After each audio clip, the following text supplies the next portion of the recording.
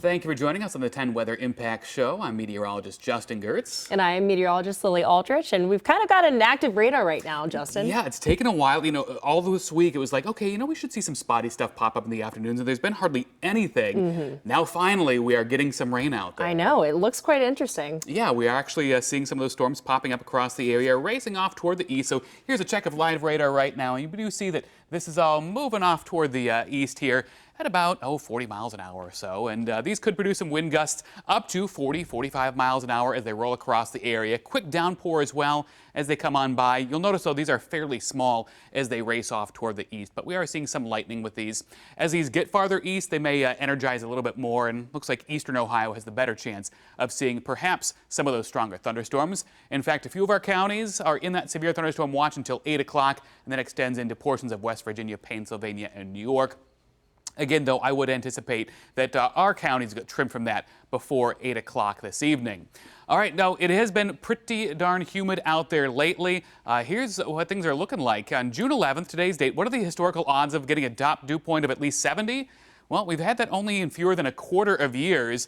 A top heat index of 95 or higher, only about 5% of years. It's very unusual to be this warm and humid this early in the season. Heat index for the rest of the day, mid to upper 90s, very likely. Coming down this evening, of course, and this is the last of the steamy days. We are going to be seeing better weather coming up for tomorrow as those dew points gradually come down. Wind gusts today, they're at least taking the edge off a little bit, if you can get in the shade at least. We'll have top gusts, perhaps 20 miles an hour at times. Important thing, though, the mugginess forecast shows a big dip coming up after today. There you see dew points in the lower 60s tomorrow into Saturday. Slight uptick on Sunday with our next weather system that brings a chance of rain. And then early next week, 50s dew points that is much more comfortable, much more pleasant air by that time. All right, your hour-by-hour forecast does show these scattered thunderstorms rolling across the area for the first part of the afternoon. Here's 5 p.m. They're pretty much out of here by then. Could there be another pop-up shower or storm behind those? Yeah, but I would say by 5, much of the activity is east of our area. We'll see a quiet start to the night, then a decaying line of thunderstorms moves into the area after midnight. We'll pause here at 2 a.m. There you see kind of the line here. It'll be stronger well off to our west, and as it gets into Ohio, it is going to be in a weakening phase. Now, as the cold front comes by during the morning hours on Friday, there may be a shower or storm that tries to pop up, but right now, hour by hour is showing things kind of dry as it comes through and then a clearing sky behind it. So most of the activity with the cold front itself may end up being to our east, and we get through the day without much fanfare. For Saturday, we're looking pretty good out there, a lot of sunshine. So for any activities on Saturday, your weather's going to be just fine. Less humid as you saw, and it's not going to be quite as warm either. Mid-80s, which is toasty, but we can certainly handle that. Morning rain chance on Friday for the Columbus Arts Festival. Mostly sunny on Saturday. Better chance of scattered rain and thunderstorms comes up on Sunday with highs around 81. We could actually use some rain around here, actually, which is a little strange to say. As of yesterday, we were at a ½ inch behind normal for the month so far. So getting a little bit of rain is not the worst thing. All right, so for today, we have that chance of a spotty shower or storm, as we've seen already. About 90 for a high today. 73 to start the day tomorrow, 85 in the afternoon. Rain chances mainly in the morning, and it's looking not like it's going to be a widespread thing.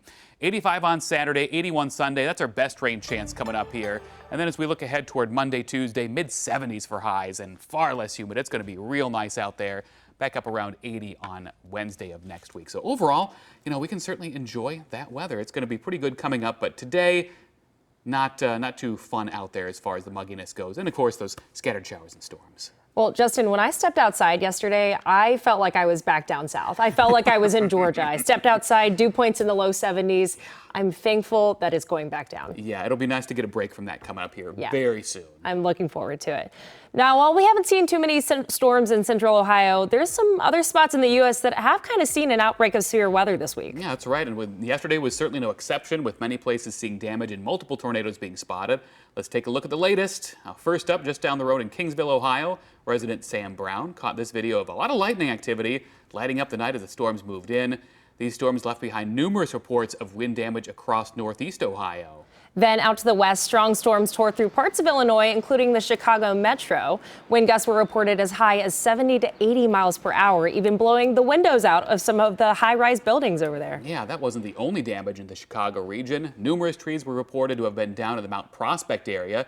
Then in Stickney, high winds ripped the roof off a building, sending debris down into the parking lot and into the street. Yeah, you see that apartment complex right there. Oh, wow. Further west still, storms left behind plenty of damage in Wisconsin. Here's a video showing tree and property damage out of Lemira on Wednesday. Communities were coming together in order to clean up all of the mess. Yeah, that damage included an iconic site as well, with winds knocking down the Culver's Barn and Beaver Dam. Oh no! The Blue Barn is hard to miss off Highway 151. It turned blue for Culver's Thank You Farmers project a few years ago. Reports say the barn was supposed to get repainted next month. The owner hopes the barn will get rebuilt. Oh, that's unfortunate. Love me some Butterburgers. So with more storms on the way over the last 24 hours, here is CNN's Reed Binion. There was occupants inside. There was residents in the main building that the roof came off. Crews in Wisconsin responding to damage from violent storms that tore through parts of the state Wednesday. Oh my God! Look at over there!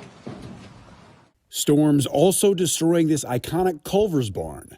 Communities coming together amid the damage. Neighbors are coming together, as you can see, to helping one another out throughout the community. Severe storms wreaking havoc across the Midwest, including at least 2 reported tornadoes, one captured on video in Lucerne, Missouri.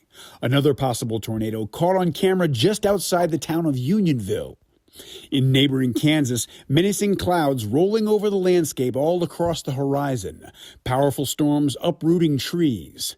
The wave of severe weather whipping up winds powerful enough to cause this train derailment in Minnesota. Violent storms ripping through parts of the state brought down trees and knocked out power for tens of thousands of customers. Intense storms also rolling through parts of Illinois, hitting the Chicago area hard. Powerful winds ripping part of a roof off a building and scattering debris on the street below, leaving motorists struggling to avoid the mess. I'm Reed Binion reporting.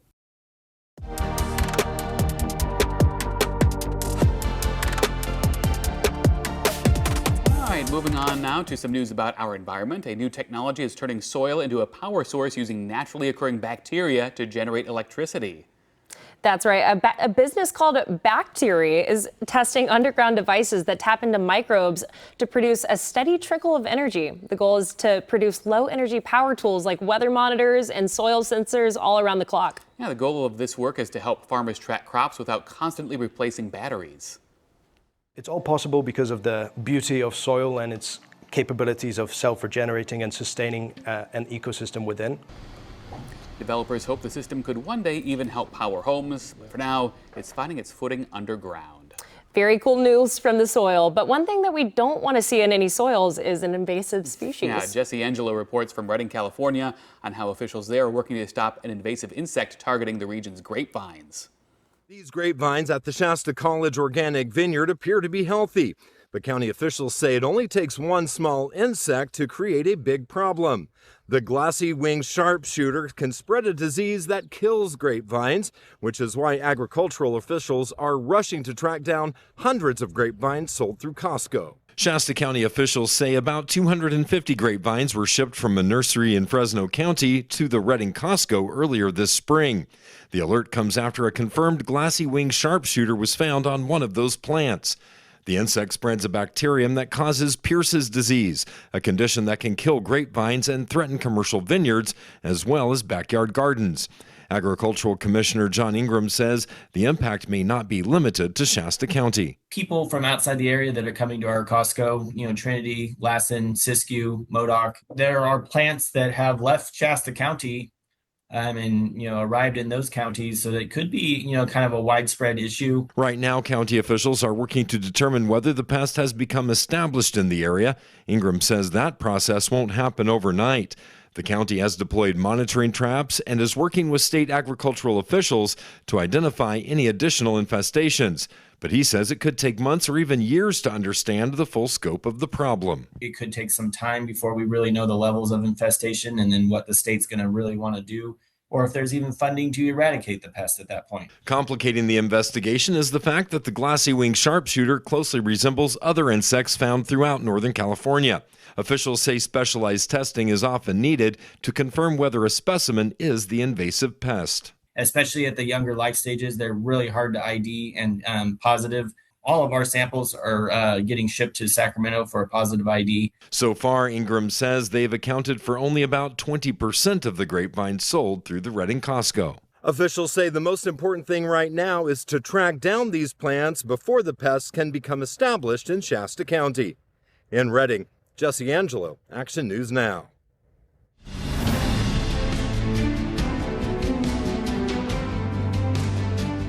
Moving now to wildfires, one big impact that we've been watching this season is finally now here. Yeah, El Niño has officially begun, and federal forecasters say it could become one of the strongest events on record. The National Oceanic and Atmospheric Administration, or NOAA, says there's a 63% chance this El Niño will reach very strong status, sometimes called a super El Niño. The climate pattern is marked by unusually warm waters in the tropical Pacific Ocean, which can shift weather patterns all around the globe. Forecasters say that El Niño is certain to continue through the fall and is likely to last through the winter. In the U.S., that basically can mean fewer Atlantic hurricanes, but wetter conditions across the South and an increased risk of potential powerful storms in parts of California. NOAA also says that the added heat from El Niño could help make 2027 the warmest year on record. Of course, that record heat, not a good sign for the wildfire season, with fires back on the rise around the nation. Here's a look at a few of the latest. Starting first in Nebraska with the South Fork fire that continues to burn this afternoon. This fire crossed Nebraska Highway 20, causing the highway to close, according to Nebraska National Forest and Grasslands. No information about containment was given at the time of publication. Then over in Utah on Wednesday, just north of Capitol Hill, a grass fire caused evacuations throughout the nearby neighborhood. Residences are threatened by the fire as firefighters battle that blaze. Reports on impacts to residents have not yet been updated. Back towards California on Wednesday, aerial pictures showed the November fire on Camp Pendleton. That fire stretched for some 800 plus acres as of Wednesday with 0% containment. Numerous people were reported to have needed to evacuate from that fire. Also in California, aerial photos again show fire crews that were battling, this time in Calaveras County. This fire was burning its way through an area of vegetation with no further updates at this particular time.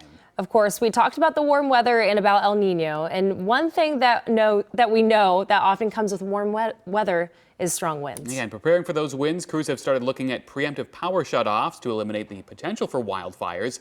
None officially are in effect yet, but PG&E, the utility company out there, has said they're likely. Drew Andre reports from Marlin County, California.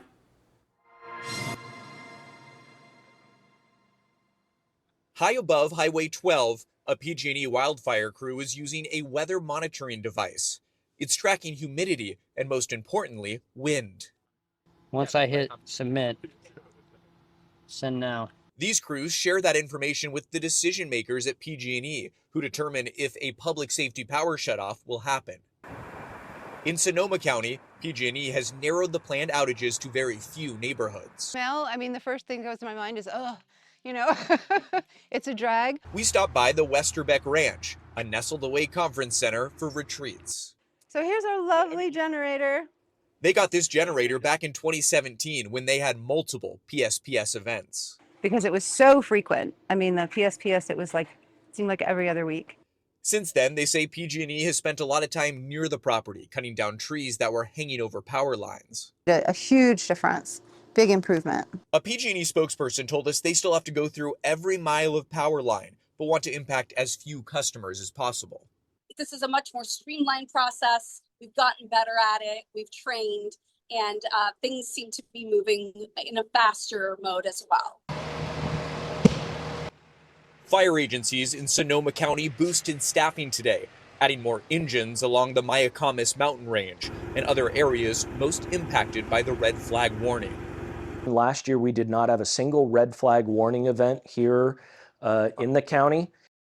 Sonoma Valley Fire District Chief Steve Akers says the potential power shutoff really got their attention. This is an early start to the fire season, not just for the fire service, but for our communities. But it is a really good reminder to everyone to be ready to have your go bags ready to go and to know your zone for evacuation should an incident happen.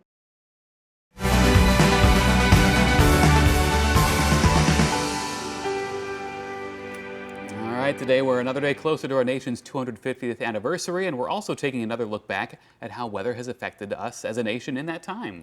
Evan Stewart from our sister station WVEC is taking a look back at how weather changed America and the Mud March of 1863. In January of 1863, the Civil War had reached a critical point. Just weeks earlier, the Union Army suffered a devastating defeat at Fredericksburg. And under intense pressure to rebound, Union General Ambrose Burnside launched a bold winter offensive. On January 20th, tens of thousands of Union soldiers with the Army of the Potomac marched west across Virginia, hoping to surprise Confederate forces and outflank General Robert E. Lee. Now, at first, the weather seemed manageable. It was gray, but dry enough to move. However, by that evening, rain began to fall. It didn't stop. Overnight, the rain intensified, just soaking the landscape. And by the 22nd, Virginia's clay-rich soil transformed into a thick, sticky sea of mud. Wagons, they sank axle deep. Cannons couldn't be moved. Horses collapsed, and soldiers struggled just to stay on their feet. Entire units were immobilized, sometimes only advancing a few yards in hours. Now, Confederate troops were positioned on higher ground, watching from a distance as the Union Army became hopelessly stuck. Now, no shots were fired, no battle was fought. The weather had already won. After 3 miserable days, Burnside called off the offensive. The failed operation became known as the Mud March, one of the most infamous weather-related disasters in U.S. military history. Just days later, Burnside was relieved of command. It's a reminder that even the largest army can be defeated, not by an adversary, but by the weather above and the ground below.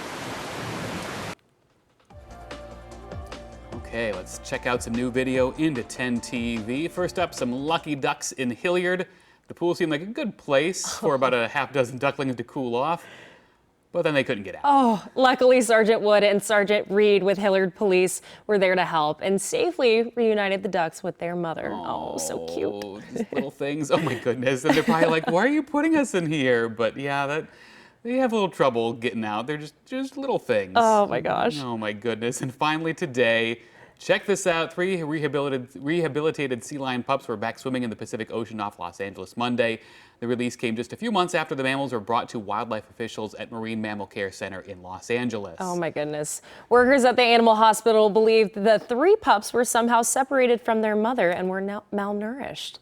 The pups were named after 3 types of pasta: marshmallow, cascatelli, and orchid. I don't know if I ever said that wrong. Right. Marshmallow. I didn't realize that was a type of pasta. I don't think I did either. Wow. Okay. Cute names, though. Yeah, right. That's certainly some good news for those youngins as well. And of course, our good news is we are seeing a little bit of rain out there. I know that some of us have been kind of wanting that, as it's been a little bit drier lately. Of course, if you do have one of these downpours pass through, it's still going to be awfully darn humid, but it'll knock the temperatures back a little bit. Here's a loop over the past 30 minutes as we see this area of thunderstorms rolling off toward the east. Could produce some wind gusts of 40-45 miles per hour as it does so. But it's moving past the Columbus metro at this point. Moving through Licking County, Newark, we're getting a pretty good downpour into the area. And again, this is moving into Coshocton area, eventually towards Zanesville. And we'll be exiting eastern Ohio here in a few hours or so. But certainly a bit of activity out there for this afternoon.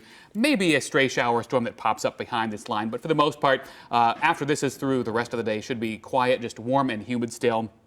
Watching for that cold front coming up overnight into tomorrow could produce a few more showers and thunderstorms, but it looks like most of Friday is going to be dry once again. The afternoon, clearing sky, mugginess gradually coming down tomorrow as well. I actually think tomorrow evening is going to be pretty darn good, all things considered. Saturday, nice day. Sunday, though, looking kind of iffy out there as far as the weather goes. I'm excited to sit outside during the day Saturday after my morning shift. Yeah, no, it'll be really nice for that. A lot of sunshine. So, of course, even though it'll be less humid on Saturday, sunscreen's still going to be an important thing, just because I'm sure you UVs. And a lot of people are going to be out there wanting to enjoy the weather, yes, since it is going to be so nice. So that's at least something to look forward to. And then next week, even less mugginess in the air with dew points back in the 50s, highs in the 70s for a couple of days, Monday and Tuesday. It's looking quite nice. Yeah, I think we've deserved it after this slog of very humid days. Even though it hasn't lasted very long, it's just like, okay, like let's move this along. So we're done with the clock. Yeah, right. It'll be good stuff. Well, thanks for joining us here on the 10 Weather Impact Show. Meteorologist Aaron White is here starting this evening and giving you all the latest updates for your weekend plans and what to expect with any of those lingering storms we happen to have out there. In the meantime, you can check us out at 10tv.com and the 10TV app whenever you need us.